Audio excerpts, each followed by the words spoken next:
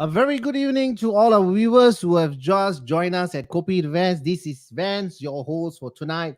Thank you so much for joining us at Kopi With Vans.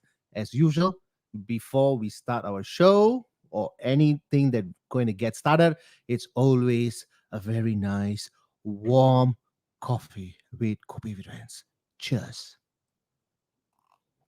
All right, so I'm sure my guest speaker will also have a coffee standby, but I'm not too sure because she's a person who's very focused on health, and she talks about managing it in a very various part of the segment of what she does as a professional. But we will come back to that. Thank you again. Like I said, it's been my pleasure for joining our viewers at Kopi Events. And today's topic that we are going to talk about is, of course, it's let's talk about food and understand about how importance and nutrition plays in our vital role in our health, right? And if you have noticed, or if you are following me very closely in my Insta or my Facebook, I always talk about burning kilocalories. We are talking about taking in foods in terms of high calories. But if everything is in moderation, I think you should be able to join in. I mean, coming from the fitness aspect for more than 22 years as a coach, we always believe that food have to be balanced, food have to be enjoyed. But of course, when it comes to a lot of variation and varieties in terms of health, it's very important. But having said that, you should not be abusing the system. Or in the other hand, you actually go on a serious kind of diet without head and without tail. And that can actually lead to a lot of malnutrition. And of course, the expert is going to come on board. She's going to tell us a lot more stuff about food, which is not just in the number of calories or in the number of vitamins or minerals, but we're going to go a little bit more deeper into that. But we all know that carbohydrates are very important. We need to have proteins, even vitamins as well. But a food is something that provides nutrition, and a lot of times nutrition are substances that provide energy. All right, that's what we need in terms of calories, but for an activity or for growth and for all our functions in the body. So imagine your body is just like a battery, right? And you need to have that amount of body to be charged, and that comes from the food.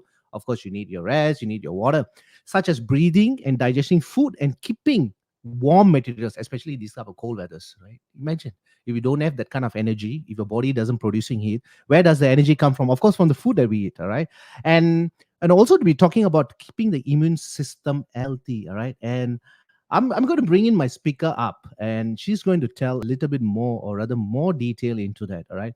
So let me invite my speaker up on board. Hello, Sarah. Hi, Vance. How are you? I am good. How about yourself? I'm good, thanks. And thanks for having me on the show. And thanks to all the viewers and supporters who are online with us tonight. Like I said, before you join us in the Kopi events, you must have your coffee with you. But are you going to have coffee today? Unfortunately, I have only plain water with me. Okay, that shows how strict you are. Okay, Sarah, you want to do a quick introduction about yourself? I know you play a very important role in Mount Alvernia, and of course, it would be best if you can just do your introduction yourself. Yo, please. All right, thanks, Van. So, actually, besides myself, I also work with a very fantastic team of dietitians in the hospital. So, I wanted to share a little bit about what we do, right? If you Okay, don't mind. sure. You want to show us some slides now? Yes, Vance. Okay, Right. Okay. So here we have my team. So there okay, are about 9 of us, and we only have one male dietitian with us. okay. So that's, is he the thorn or is he the rose? Uh, y- y- well, I will leave that for the viewers to decide. Okay, Yeah. okay, So yes. So we see like the outpatient cases. We see diabetes cases. Majority of our cases are actually gestational diabetes. That okay, means right, diabetes when you're pregnant. And besides mhm, that, we also have our inpatient cases, right? okay, And by the time like someone comes to see us in the hospital, many a time they are like very ill, right? Sometimes they can't even eat orally. They may need a tube feeding. mhm. Yeah, so these are the kinds of cases that we are seeing. Okay, but I got to say something. Sarah comes with tons of experiences. She's currently with Mount Alvernia. She's the head nutrition and dietetic department from Mount Alvernia Hospital. So give her a round of applause, viewers. Come on! Woo! So that was a very Thank official you. welcoming you on board, Sarah. Thank you so much. Thanks, Uh, Vance. Right. I do see all the girls are having some kind of patch and showing very proudly. Of course, I'm sure we are going to talk about that later as well. But maybe if you can just tell us briefly what is that, so the viewers will just stand by till wait till the later part of the show. Yes, thanks for Yeah. asking. And very interestingly enough, these are actually blood sugar monitoring sensors. Hmm. And we did a little experiment in the department where we monitored our blood sugar levels, and we also tried the keto diet. So very interesting because we were instigated by a doctor. So the doctor who usually refers cases to us, he was like, "You have to try the keto diet," which everyone is raving about. Hmm. So yeah, a little on, I'll share with you what we did and how successful, or rather, uh, how unsuccessful I was at maintaining the keto diet, Benz. Okay, let's talk about that later, right? If not, I can show you Yes. uh, more calorie stuff, contain food. I'm not sure if you have seen the latest post on the high calorie high Are calorie you food talking? intake. Are you talking about your carrot cake photo or the chicken rice one?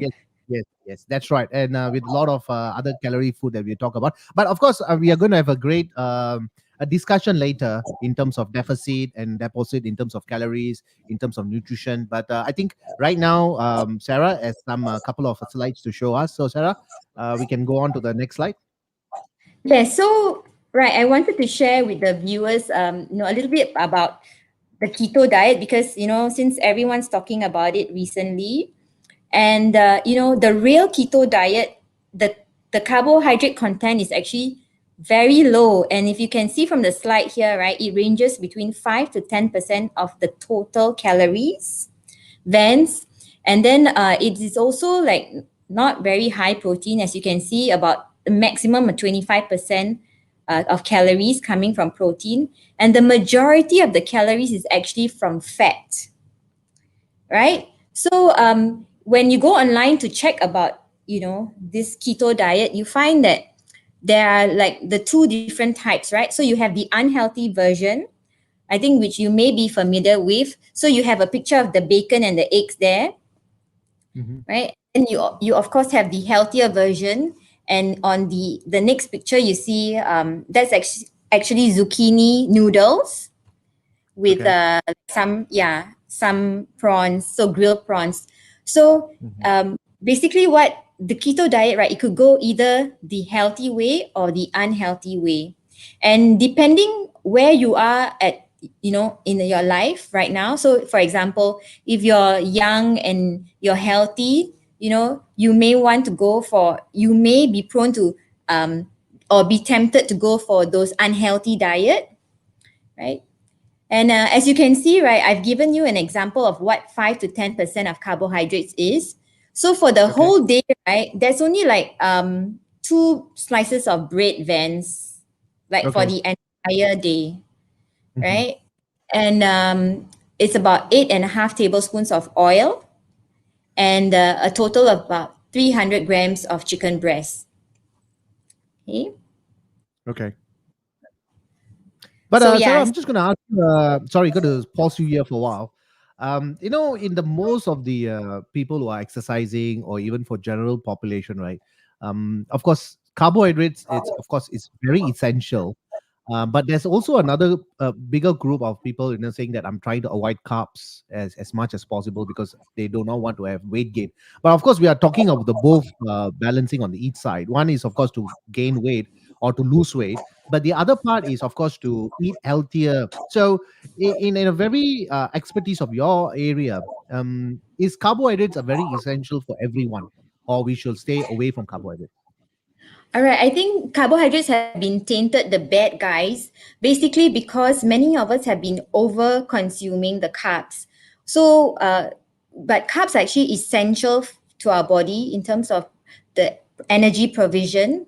And not only that, is our brain's preferred fuel source. So really, right, it is not wise to eliminate carbohydrates totally from your diet. I think the best thing to do, Vance, is really to Yeah. be familiar with, what your metabolism is like how many calories you are allowed in a day, and then trying to find out what portion of carbohydrates is right for you. So basically, it's all about individualizing your diet, Okay. and then knowing you still need to have your carbohydrates and knowing the right portions to take. Okay, thank you for that, Sarah. I mean, we will discuss more about that later. Of course, we are mentioning about the protein, the fat, and also the carbohydrates. Of course, this all contains calories. So of course, we are moving into more into a little question right now. When you talk about calories, if someone eats more than what they should burn or what they should not have, of course, it's considered a weight gain. But in your area, but of course, you look at as a dietitian, is it something that very essential that one should stay or within their limits, or can they reduce by 400 or 500 calorie lesser by their PMR? Is that viable? Because that's what a lot of viewers we are thinking also. Viewers, what do you think, viewers? If you have certain questions, you can always ask us or type in the comment box. But while Sarah takes her time to explain this. Well, Vince, I think you're asking about weight loss, right? Yes, that's So right. the rule of thumb, I mean, generally speaking, we're saying that you need to have a deficit of about 500 calories, to Okay. lose for healthy weight loss. And that will give you about 500 to grams to 1 kilo weight loss a week. Okay, but what I'm suggesting is that you really think about your diet and what you like and what you don't like, and then you add those foods into your food plan, rather than Okay. completely trying to eliminate certain food groups which may be important in our diet. For example, right, Okay. if you eliminate carbs are actually a very good source of B vitamins, Mhm, right? A lot of our carbs carry dietary fiber, vitamins, and minerals. For example, even fruits are a form of carbohydrate. So if you're going to eliminate that, so just imagine, that could probably result in nutrition deficiencies. okay. Gotcha. Thank you, Sarah. Thank you for that. We still have some more slides to come by. So maybe Sarah can Yes, take that. okay. Yeah. So going back to the story about how we tried to adopt a keto diet, right? So yeah, and basically the pictures here of pizza taken courtesy of one of my cousins. So who Okay. she tried the keto diet, and that the crust is actually like almond flour. Mm-hmm, mm-hmm. Right? So yeah, very interesting. And then some of the things that you can replace like your carbohydrates would be like shirataki noodles, which are very Mm-hmm, like most negligible amount of calories. And mm-hmm. but for me, when I tried the keto diet, right, because I'm a very big carb lover, so the people who Okay. know me would know that I love my rice and I love Mm-hmm. my breads, right? Okay. So I actually failed quite miserably in following this diet. Okay. Yeah, so but it was a good experiment. So at least I know that okay, these are the things that you need to do in order to come up with a keto plan, right? But again, I think it's all about customizing the meal plan to best suit your own needs, right? Okay. Many of us try to follow like celebrity diets or fat diets, and basically it may not work, right? Or it works for only a short period of time, and and then your weight just rebounds back, and sometimes, right, it could even come back more than when you first started your weight loss journey, right? And then this is so Mm-hmm. frustrating for so many people, where and they totally give up all weight loss attempts. I don't Understand. know whether you Understand. had that experience, Vance. Okay. No, because like I like the way you mention it, because when you put yourself into certain experiment, because I know as a dietitian with that amount of responsibility that you have, of course, it's more stricter. But in the fitness aspect, we do see a lot of cases as well as myself, even my fellow trainers and coaches around island wide. That a lot of people who want to lose weight instantly, quickly. But my advice to them is, always follow the pros advisors, right? There's always people there. Oh, go on this diet. Don't take rice. Don't take this. Don't take that. Some things that you need to understand of the human body before you can actually diagnose or even advise, because these are the things that malnutrition can lead to something else, right? If someone who's not having enough calcium, you should know that what will happen. And someone who doesn't have enough sugar, for example, for the body or the glycogen, they even can fall into hypoglycemia or the hyperglycemia, and even fell into or can fall into diabetic coma. So when someone's talking about diet, I think it's always very important that we must have a well balanced nutrition. I'm sure Sarah, as a dietitian, you will agree to that as well. Definitely, Vance. And, uh, I think it's important to practice moderation. I think the most important thing is we Mm, have like a balanced meal. That means when we say balanced, means you have foods from all the food groups, right? yeah. Like your rice and alternatives, your meat and alternatives, your fruits and your vegetables. And then give yourself an allowance for your favorite foods as well. So I think this is a sustainable plan rather than completely trying to eliminate some food groups or, Mhm. uh, your your favorite foods. And in fact, right, Vance, there's some research to Yeah. show that when you Okay. lose weight, your Hmm. your energy expenditure actually reduces, right? Because when you lose weight, you your calories go down, Yeah. but something very interesting happens. Your appetite actually increases That's right. instead of decreasing. So Agreed. I'm not sure whether you've noticed that when you try to lose weight, and then sometimes you get this like massive craving, like I need to eat Yeah. something, like like I saw, like in one of the shows you were actually eating a lot of potato chips during the segment. So it's like, suddenly cravings happen when you start to lose weight. Yeah. And is actually your body, is a normal process where your appetite increases. And many a Okay. times we think that, that, oh, what's happening to me? Like, or maybe it's that, I need to like stop for a while, stop my diet for a while. But the important thing is to be like persistent at it, and Okay. then to adopt a healthy lifestyle rather than to go for like, short term, look at short term weight loss goals. Sarah, it's going to be a very interesting topic today, because after the PowerPoint slides, we have a lots of questions that came in from our viewers. Thank you, Kevin. Thank you, Joanna. Thank you, Benjamin. Shalina's here, and as well as Ramesh. Thank you so much for all the viewers who are coming in. And we also have Selva also. So a lot of questions are coming in. So keep them rolling in, coming in, and we will attend to them as soon as Sarah has finished up her slides. But Sarah, a very interesting thing that you brought up, that we talked about measurements on the calories. We talked about understanding of the how well balanced food that we are going to eat. So we're going to talk about that. You want to go to the next slide first? Okay.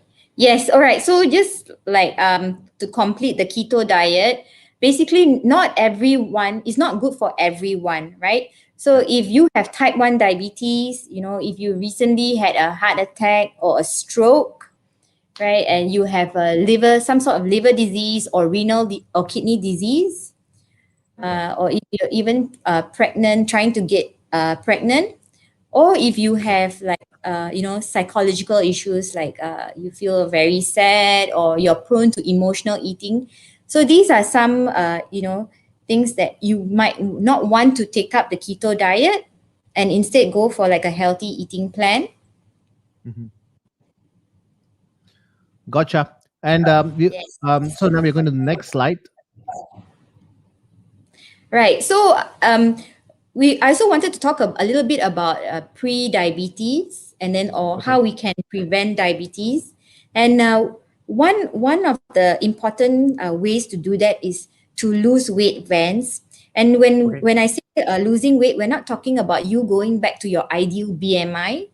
because I've seen cases that come into the clinic, right? And they probably weigh over 100 kilograms, and then they're so despondent when they tell me, like, my doctor said I need to be healthy BMI, and right now I'm actually obese. Mhm. So they have this impression that from 100 kilograms they're supposed to get back to a healthy BMI. I just Mhm. want to share with the viewers that actually that is a myth, right? And the evidence actually tells us that you only need to lose between 5 to 10% of your current body weight, and you will already start to see health benefits. Agree. Agree. So that means, right, if you're 100 kilograms, you only need to lose 5 kilograms, for a start, right? Hmm. And then you can see your blood pressure improving, your cholesterol levels improving, and even your blood sugar levels, right? Okay. So these are some things that I would advise the viewers or people who are concerned about weight loss to look at. Besides just looking at the scales, Vans, there Yeah. are other things that we can look at to keep yourself motivated. Sarah, also when we talk about this, earlier on you talk about how this 2 hour plasma glucose level is all about. But I'm sure there's also HbA1c is a measurement of how well controlled your blood sugar is over a period of 3 months. And I think a lot of us, I think, should do these tests to find out how badly we abuse the body over the past 3 months. So is it necessary for all people to do a HB hemoglobin test that everybody does that, or do you think that it's only for those who are above a certain age? Because I know hemoglobin A1C is very crucial if you want to know what is your status right now for the past 3 months.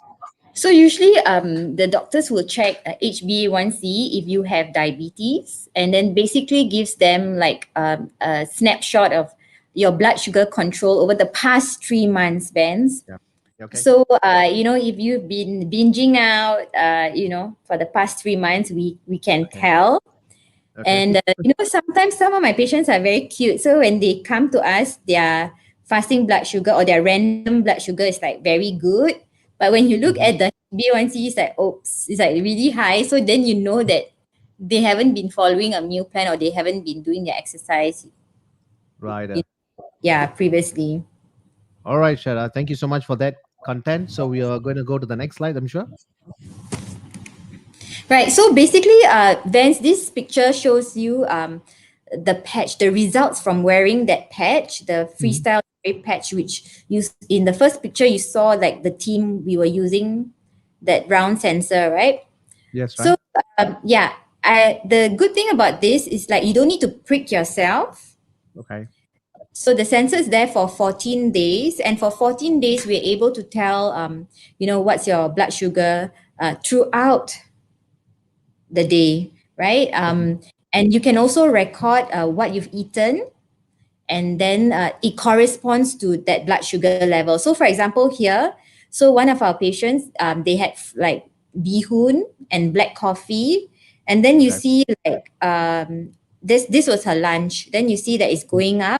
At 2 o'clock she ate, and then at 4 o'clock, 2 hours later, it's the peak is 7.4. All right. And yeah, and then you see at night, towards the night, she had like some wonton noodles, and then she had avocado, 2 packs of whiskey, and a bowl of nuts. So it's so good because you get to note down all that you're eating, Okay. and it tells you your blood sugar levels, and you can share this with your dietitian or your doctor, right? Okay. So, this is very, very personalized because, right, Vance, I can tell you that when two of us are having the same meal, but Mhm. our bodies can respond very differently, right? So, for example, if I were to eat the wonton noodles, my blood sugar level may be very good, but it might not be the same response as yours, right? So, and we can, from here, we can tell that whether you can have that food or not, rather than going to see a dietitian or a doctor and the doctor just telling you blanket, no, don't eat this, don't eat that, right? Here you have like a monitor and then your own results telling you that, hey, actually, right, I can have that wonton noodle or I can have that peanut cookie because you know what? This is how my body responds to it, and my blood sugar levels are within the limits. Gotcha, gotcha. So it's more Yeah. like an So indication. sorry, Vance. So it's more like an indication for ones to understand where they are and what kind of food they can enjoy. Yeah, so this exercise was so enlightening for us because really I realized that hey, actually I can get away with eating a lot of carbohydrates, right? All right. Just for me, but my other colleague, she couldn't get away with eating a lot of carbohydrates, right? So she had to be more careful with what she was eating. Okay. Okay, yeah, And but I Sarah, think I just got to pause you here for a while because, yeah. like a dietitian yourself, I mean, you love carbs, all right? I mean, all human beings love carbohydrates. I can't figure out someone who don't love carbohydrates, right? No one can be an angel when it comes to a food, all right? Or somewhere you talk about devil. But what I'm trying to say here is, even as as a coach, when we talk about food, it always sees like, oh, if you're a coach, you shouldn't be eating this. If you're a coach, you shouldn't be doing that. But no, everybody is entitled to eat whatever they like. But what we are talking here about is the content. If it's too much salty, then of course another problem is going to come in. If it's too much sugar, then of course another problem is going to come in. So whatever that we do right now, the results tend to show in the next 1 or 2 decades. So that's a little scarier because we can't abuse our system. If you're going to abuse your system in the first 30 years of your life, then the 40th and the 50 years as it comes by, as we grow wiser, you tend to have a lot of issues coming in. Yeah, so So we need to be yeah, you're right. You're right, Vance. And you can have your favorite foods, but what we are saying is that we can practice the 80-20 rule, where the okay. majority of the time you try to eat healthily, and then 20% of the time, you can have your favorite foods. All right. Totally. Thank you, Sarah. Thank you for that. Shall we move on to the next slides? So I wanted to show our viewers. This is what one of our colleagues, what her blood sugar looks like when before she tried the keto diet, right? And then she was having like her usual, her Mm, breakfast and then her lunch. So we were very surprised that on that lunch, right, when mm, she had a bihun soup, and her blood sugar level it really went like quite high. So and she insisted that there was no milk in the bihun soup, and she didn't have this much of the soup. So we were like think so that really goes to show you that even when you go to a food stall, you may think that it's healthy, right? But it may not be. They may have put sugar, right, in it to make it taste good. And then you will only know when you test your blood sugars, Vance. and So I that was a very agree. interesting finding, right? Hmm. And then about a week later, when she tried the keto diet, Yeah. by the way, she was more successful at keeping this diet. So you Okay. see, right, her blood sugar level went down, but she was really eating much lesser, right? Yeah. Much lesser carbohydrates. No, is the question is that really necessary, Mm-hmm. right? Yeah, we want our blood sugar levels to be in the healthy range. And even when she was having her normal diet, it was in the healthy range, right? And what she wanted was for weight loss. But when she took her weight, right, the week 1 week after trying the keto diet, she Okay. actually had slight weight gain. Mm-hmm. Okay. So she didn't really achieve the weight loss that keto promises, right? Right. Right. And also, Sarah, of course, I tell this always to whoever that I speak with. One shirt doesn't fit everybody, unless if you're an athlete, right? In a sports sector, or whether you're going for certain competitions, or if you're a swimmer or bodybuilder or whatever. Then of course, they have to go on a serious diet for achieving the kind of results. But for general population, I think it's very important that the population or the viewers are listening right now, if you need to understand about your body, I think the best person to look for is either a nutrition or dietitian, because they know the stuffs very well. We only know how we can enjoy the food, but in terms of understanding the nutrition is very, very crucial. Sarah, I'd just like to share this, if you don't mind. If someone's going to eat 500 calories extra every day, within a week, they will put on 0.45 kg of weight. That is equivalent to 3,500 calories is 0.45 kg of fat. So if I want to lose half a kg of weight, I need to make sure I burn 3,500 calories. But if we do anything that is too soon and too quickly, then we go into a craving mode. So it's not going to be very sustainable for the next 2 or 3 months.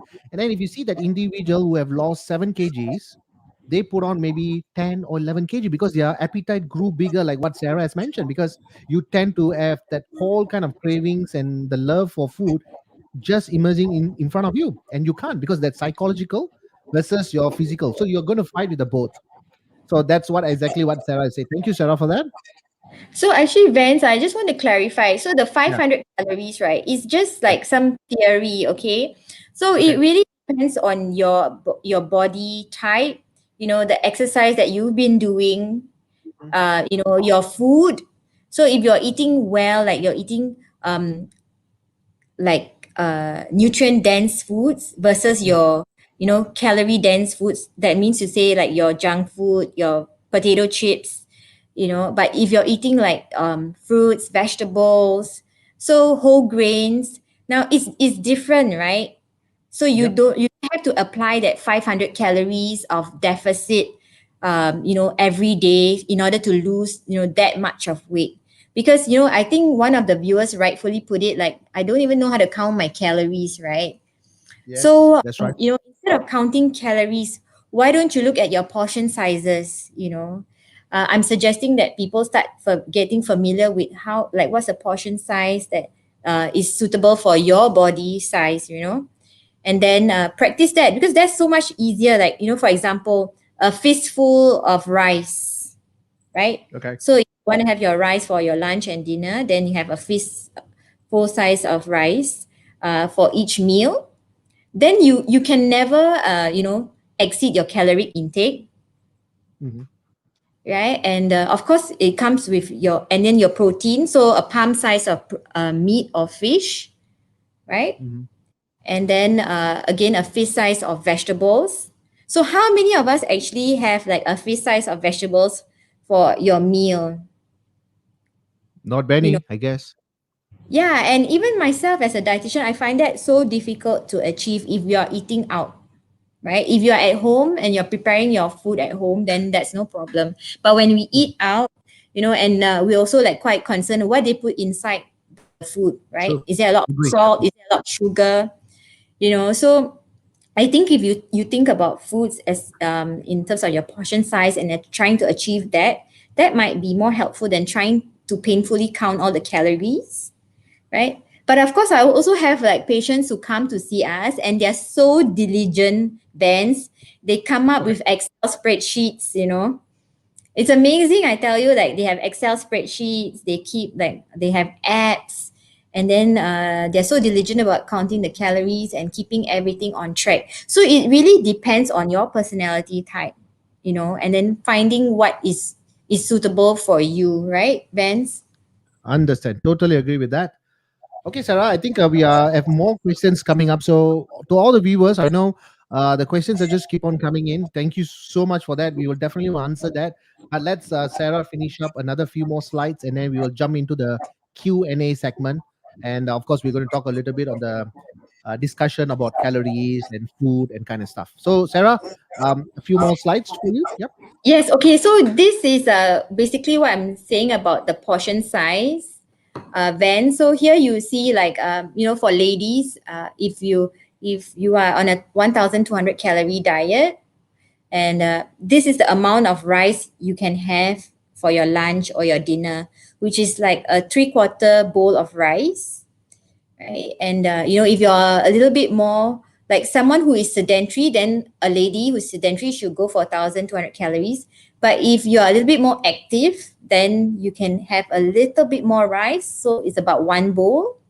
And for the men, right, all the gentlemen out there, so one, if you're on a 1,008 to 2,000 calorie diet, so this is how much rice you can have. So it's not even a full bowl of rice here. It's three quarters of a medium bowl of rice, right? And I Okay. think if you can stick within these recommendations, then and also of course watching on the gravy, because that's where a lot of the oil is, right, Vance? Yes, totally. Yeah, and then just being mindful about your food choices in terms for your proteins, and Okay. having enough vegetables and fruits. I think most of people would be able to maintain their healthy weights. Agree on that. So we're going to move on to the next slide. Yes. So of course I cannot leave this presentation without showing you this Vans. Okay. I would not have done my job if I leave without sharing this with you. So we are recommending that at least half of the plate. This is basically, instead of counting the calories, another way to look at it is, half your plate should be filled with vegetables. One quarter would be like your skinless chicken, lean meat or fish, and then the other quarter would be your whole grains, like your brown rice or your um, whole grain pastas, right? Gotcha. Getting creating my appetite higher right now. So we shall talk about that later on the terms of how I manage certain calories. I would love to share with that you and with the viewers. Thank you so much for showing us this. So we can see that we need to eat at least 2 servings of vegetables. And if you're looking at the number of carbohydrates, GIs are very, very good because glycemic index are very, very low. So in terms of the choices of grains that we can look at, there's so many types of grains I want to share with you, Sarah. Quinoa, couscous, wild rice, red rice. There's one very interesting thing that I did. It's called the bulgur rice. It's very, very nice. Actually, a cracked wheat. Apparently, when you take half a bowl of that, you seems like you are very full, like you have like a biryani, or chicken rice or our local delicacies of food that we talk about.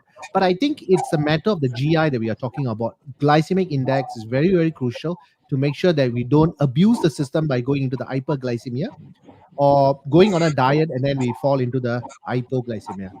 So I think this chart actually shows us very great in terms of the proteins, the vegetables, and also the carbohydrates.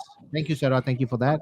Yeah, Vance, I was Yeah. sorry, I was like kind of laughing because I think there was a comment that it looks so depressing. Okay. So maybe we will Vance, maybe you can share with them what your diet looks like. sure. So we have two opposite here, right? One is a coach and one who eats everything and anything and saying the calories are fine. But now we have Sarah who also love carbohydrates, but then she have to be very professional. She also trying to do a lot of things managing for herself also. So later we will discuss about that. Sarah, is there any more slides or we have done with the No, we slides? are done. I'm done with my Okay. slides. Vance.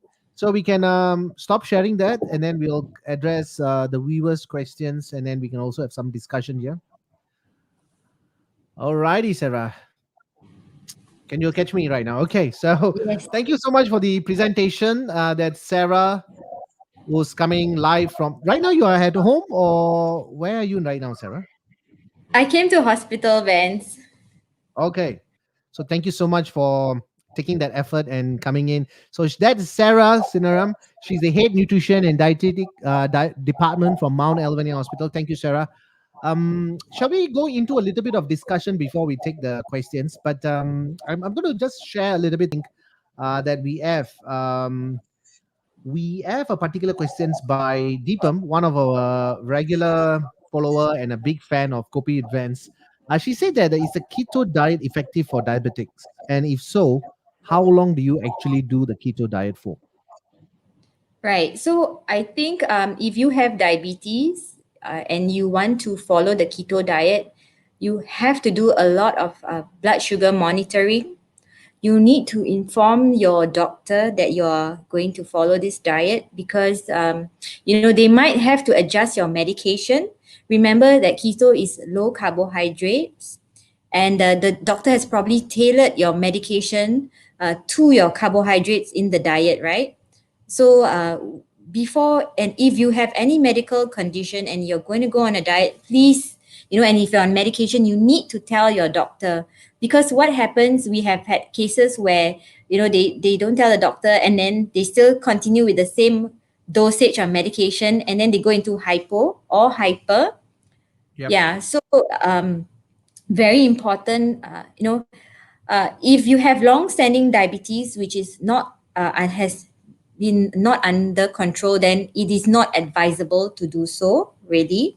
Okay, but if you want to try, go ahead. But I would say that maybe you moderate the amount of carbs. You don't need to follow a very low carbohydrate diet. Maybe a moderate quantity of carbohydrates, right?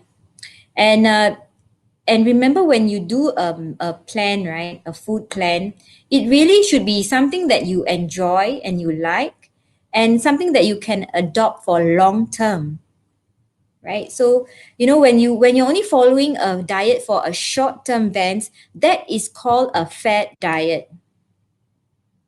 Okay. And you want to stay away from fat diets as much as possible, because really it's not going to help you to adopt a healthy lifestyle.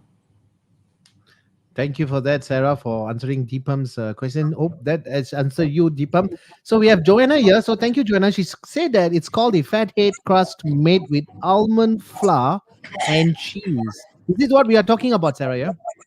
Yes, and that's my cousin, and she's the one who gave me the picture of the pizza, the keto pizza. Okay.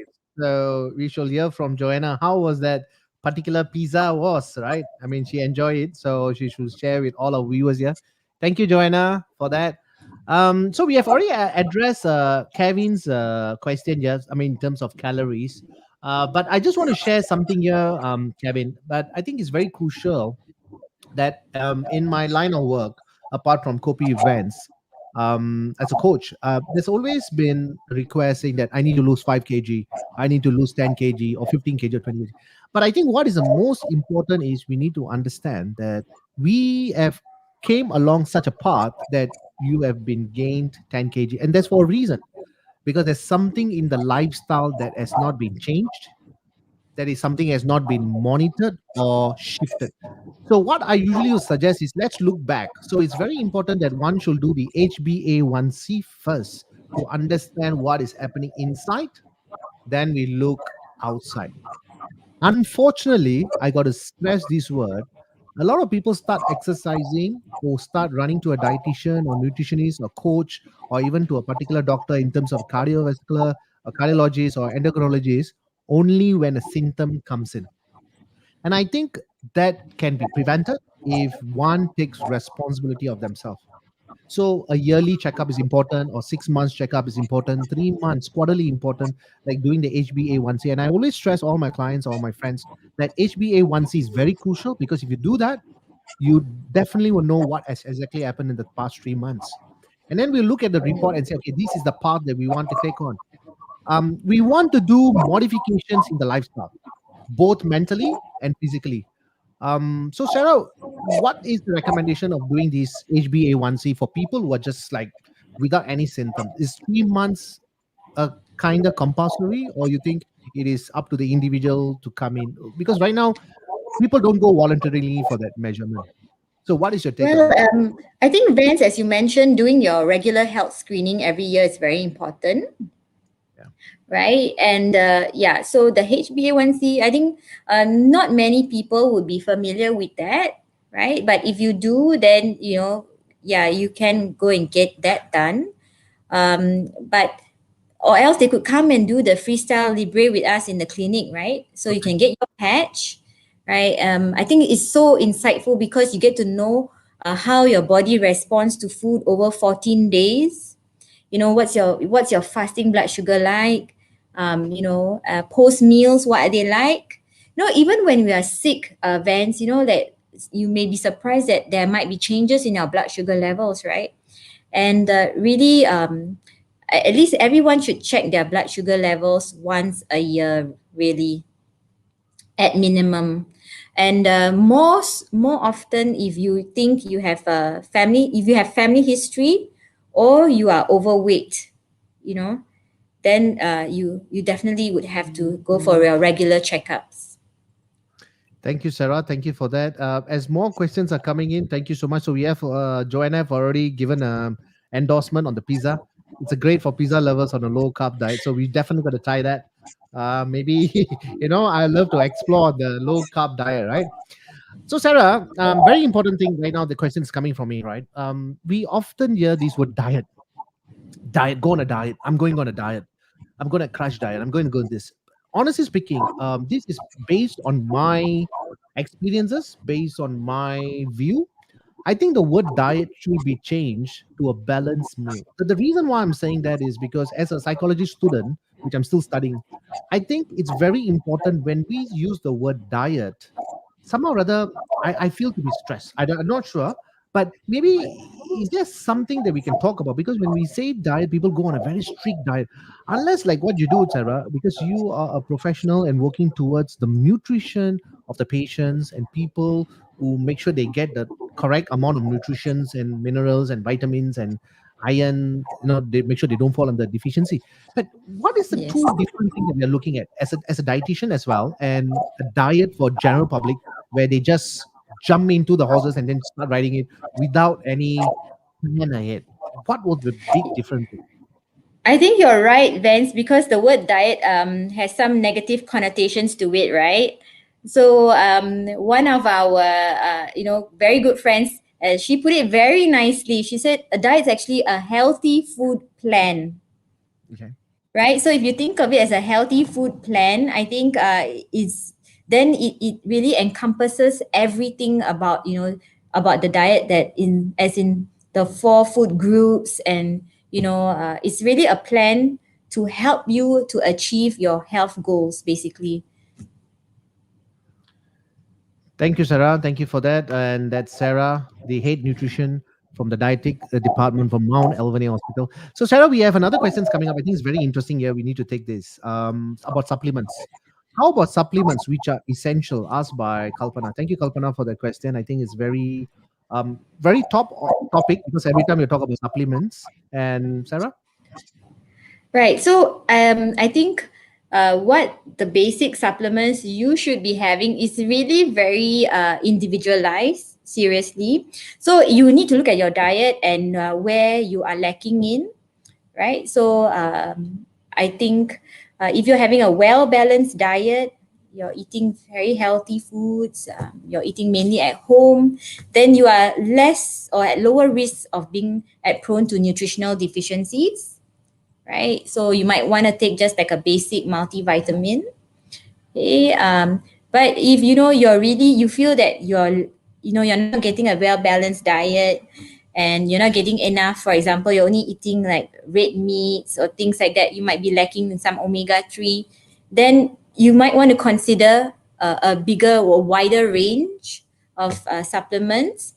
But then really, uh, to get that answer, you should go and see like either your doctor or your dietitian, and then tell them about your diet, and they can give you a proper assessment, what you're lacking in, and then or what is okay, and then they can recommend a supplement plan accordingly for you, tailor made to you. But personally, if you ask me, my favorite supplements are omega 3, right? Because I get quite forgetful at times, so it helps me.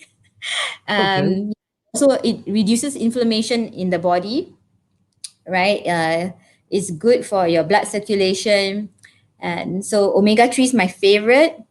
It's good for your joints, your heart, and also probiotics, another one of my all-time favorites, because I have like a lot of gastro issues, and so that really helps me. And probiotics are so good for our gut health, immune system, and even brain health. So there's a lot of research coming out to show that probiotics are beneficial to our entire body system. So those two are my favorites, Vans. Thank you, Sarah. Thank you for answering that question for Kalpana. Thank you, Kalpana, for that particular question. And I know there are a few more questions that's coming in, and a lot of people are saying thank you, especially Ritika. We have Marisa. Great insight. Thank you. So I think you deserve a round of applause right now, Sarah. Shall I ask the viewers to do? Viewers, please give a round of applause to Sarah. Thank you, Sarah. Thank you so much for that. If you do have questions, viewers, please do keep on commenting it, and we'll try to take it as we go by. Um, Sarah, now that's the particular question I want to ask you right now. Um, I like to do a lot of drastic changes for myself. All right, when it comes to nutrition, when it comes to exercise, because that's a field that I'm in as the main core business that I do. And I think one of the very important thing is when someone goes on a diet, say, okay, I'm going to go on a diet for no sugar for the next 14 days or 15 days. It is something like a drug. Our body, when we were young, our parents was giving us porridges or even potatoes. I mean, these are the most soluble items, right? I mean, in digestion purposes, it's also easier for kids. And suddenly, after the age of 20 or 35, all right, and someone says, I want to go on a diet, I'm not going to eat this, I'm not going to eat that. And suddenly the body adapts to it very drastically. And most of the time, I've noticed that they go under emotional and depression stage because they are avoiding whatever they love. So now this is the main point right now. I would say that if you want to make some changes, I think you need to look at the lifestyle and habits, not jump in because someone has lost 15 kgs or now because someone has a very nice aesthetic body, like a role model. It's good to have a vision, have a dream. I want to have a dream body. But if you're going to do something drastic and sudden changes for the body will react, and it can come in any kind of forms. And what will be one of the worst when someone goes on a diet? Is it a diabetic coma? Because I know if someone goes under a diabetic coma, it can be life threatening. What else can happen when someone goes on a strict diet? Like when I'm Okay, talking I about think health. Yeah, yes, Ben. So I mean, if you have diabetes and you go for through an extreme diet, that might happen to you. But mhm, for the majority of us who do not have diabetes, then what happens is you probably have a lot of food cravings, right? And of course, you will definitely be mood. You have may suffer from mood swings, right? yeah, Low mood, because as I mentioned earlier, our brain's preferred source of fuel is actually carbohydrates, right? And you're not giving your brain that preferred fuel source, and hence you will be prone to your mood, low mood. And also a lot of the B vitamins make us feel good, right? Yeah, and for our nerve health. So nutritional deficiencies in general when you go on a diet, right, will make you feel very lethargic, right? And in general, sometimes we just don't want to, may not want to even get out of bed, right? So yeah, so that's a sign that something has not right with your diet, and it probably has been a long time. So you need to pay more attention to your diet, right? And if you need help, please seek professional help, right? Rather than going online to look for answers, and sometimes, right, just going online, Vans, and if you want to look up a diet on diabetes, it's frightening as a dietitian myself, right? When I go online and I see like extreme diets, they recommend some extreme things, and I feel sorry for people who have may have tried them, because they probably end up with a lot of, like, side effects, like maybe extreme hunger, or severe weight loss, and then you put yourself at risk of malnutrition, yeah. right? And when you have malnutrition, your immune status goes down, your immunity goes down, so then you're at risk of a lot of other complications, right? So really, the advice is, you know, try to go for a healthy meal plan, not so much a diet. Think about yourself, put yourself first instead of like looking for fat diets or celebrity endorsed supplements or meals. Think about what you like, what you don't like, how you can use the 80-20 rule, right? 80% eat better, and then 20% your favorite foods. And think of about how you can apply that in your daily life, you know, because really we only have one life, Vance, right? Yeah. Not like a Yeah, cat and nine lives. yeah, we only have one life, and and as we get older, I think a lot of us, right, only we wait till we are in our 40s, then we start thinking about, oh, how can I change my diet, or and I start running. And but seriously, as you mentioned, as you rightfully mentioned, we should be looking at it when we are much younger. So all the viewers out there, if you have children, please, try to talk to them about what a healthy lifestyle is. And not only talking about diet, but also your exercise, Vance. I'm sure you can give the viewers out there some tips on exercise, right? How often they should be exercising, and then should they be like, sometimes when we start exercising after a long time, we really like be over enthusiastic, and we may overdo it. Yeah, and Yeah. then the next day you end up with a lot of injuries or pain. I'm So not sure if you have. Sorry, just to pause you. I'm not sure if you have seen the recent post of mine. By climbing up the stairs and targeting 1,000 calories, kilocalories. I thought that was amazing. Good Thank on you, you. thank you. But like I said, Not something Sarah, I could do though. okay, but see, the most of the time is we tend to give excuses, or rather, I got to say that because of our commitment, right? We all work on an 8 to 5 with family. We got to rush here, rush there. But the pandemic has actually taught us to be slow down, to slow down on your brakes. You do have a break in your body system. That is things like what is happening right now. But this is the time that we saw so many cyclists on the road. So many people are taking part in the exercises. If you go to the park, so many people. So you see, when things happen, then we start to realize. So we tend to look back what exactly has happened in the past 5 years or 7 years versus what is going to happen in 7 years in front. But I think the most important thing we are talked about here today is about understanding your health and the kind of food that we're going to eat. But we need to start exercising. We need to move the body. So if viewers have find that I don't have time, I can't go to a gym, you can use it in your own facilities that you have, whether you're staying in an HDP or whether you're staying in a condo. You can just go for a walk, right? The health promotion board suggested that we should do 10,000 steps a day, which is not a necessary, but it's a requirement.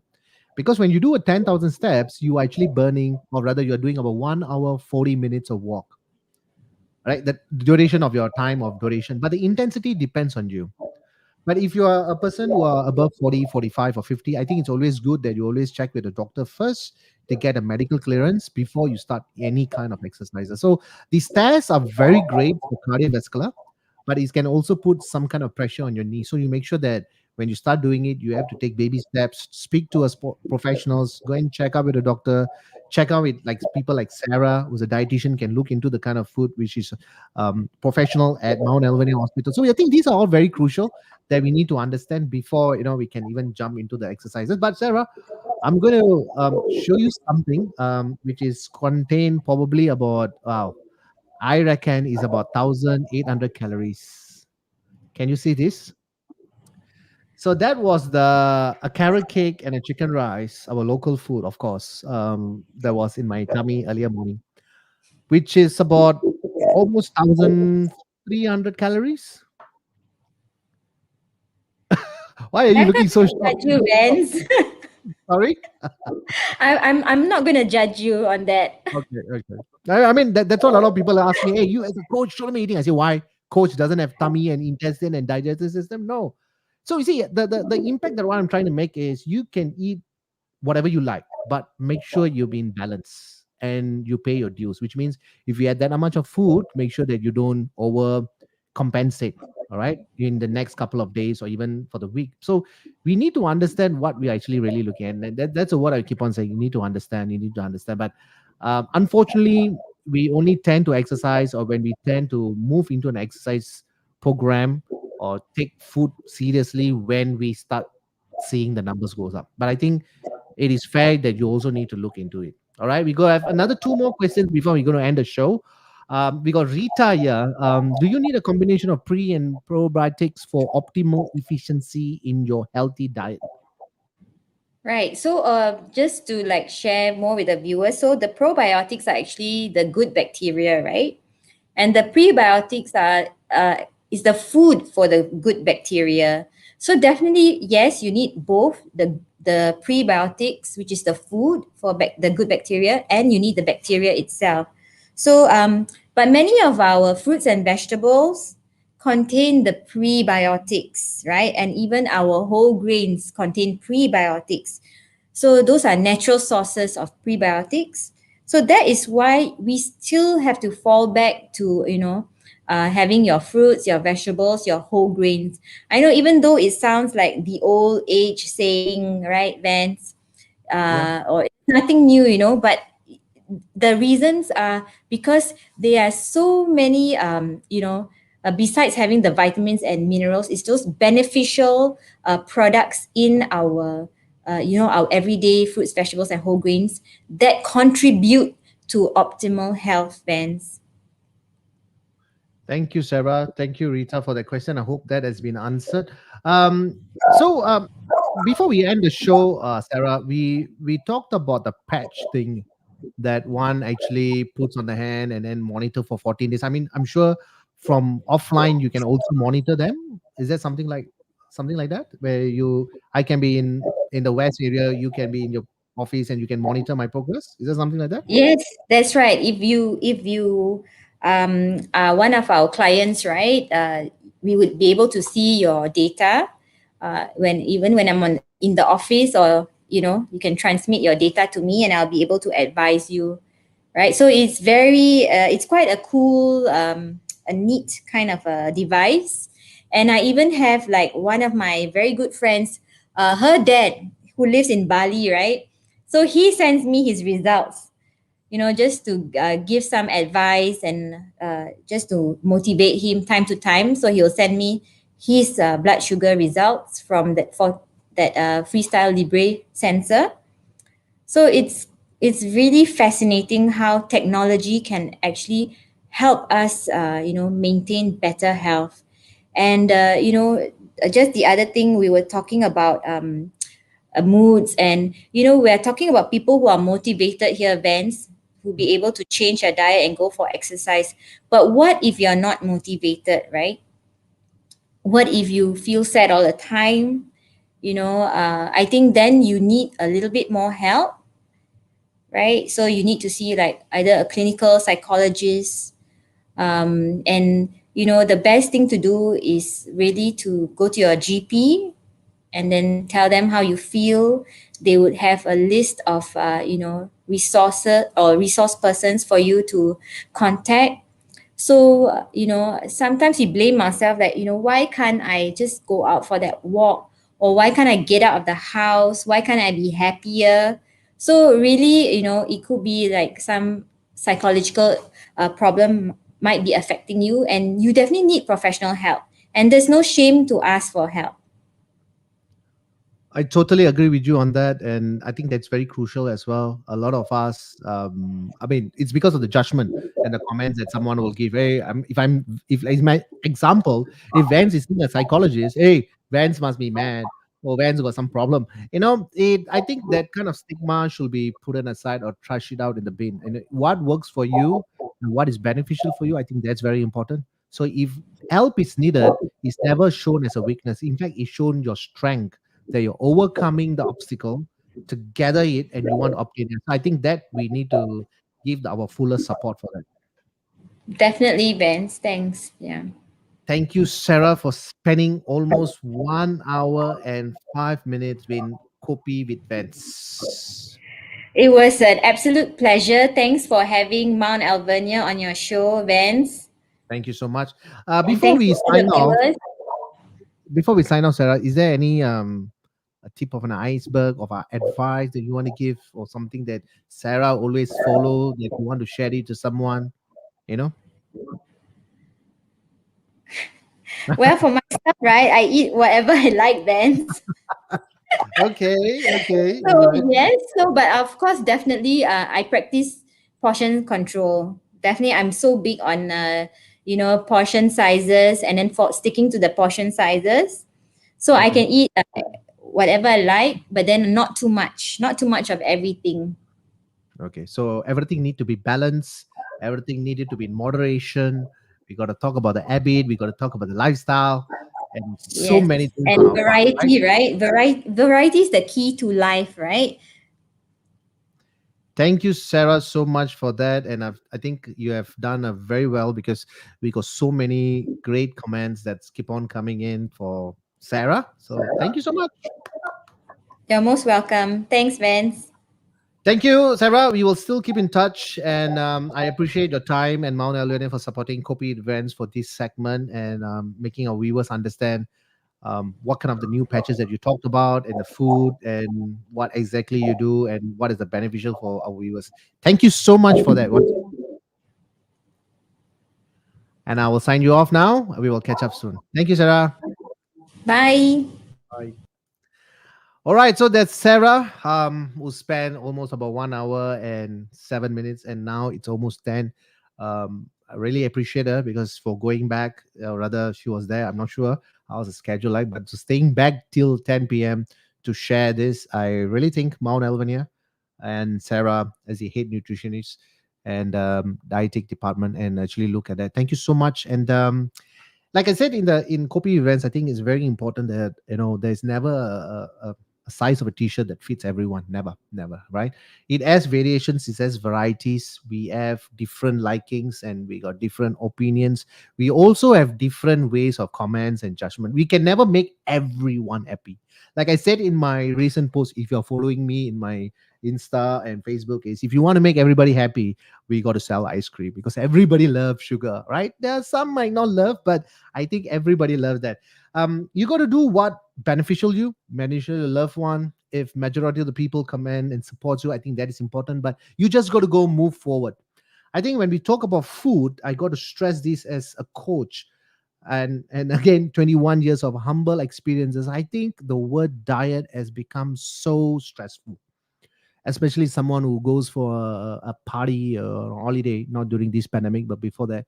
Even this pandemic, also people start putting on weight and they tend to get very stressed up. And what exactly has happened is then they jump into a kind of a serious diet, and then where all the problems will start coming in. So I think it's very important that, like what Sarah has mentioned, we got to do it gradually. We need to do it very tactfully. And of course, if help is needed, Mount Alvania, Sarah and the teams are there. You can always look for them, and they be the great person to work out our plans.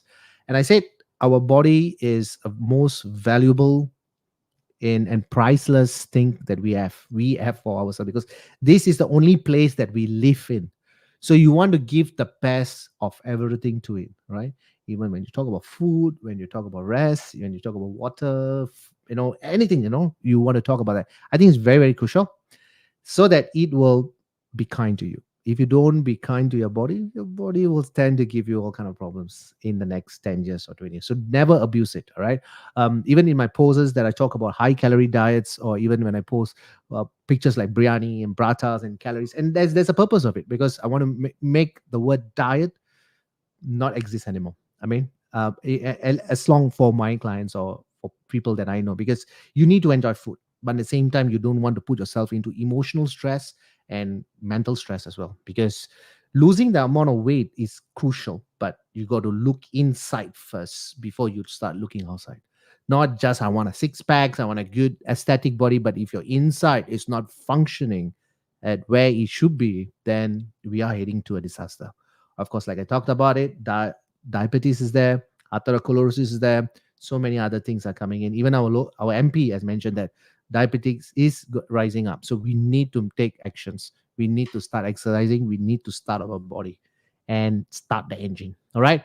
Having said that, this is your Vans from Kopi With Vans. We will catch up again in our next show, which is coming every Wednesday at 9 p.m. I'll catch you up with another exciting program that's coming your way. For now, is signing off from Vans.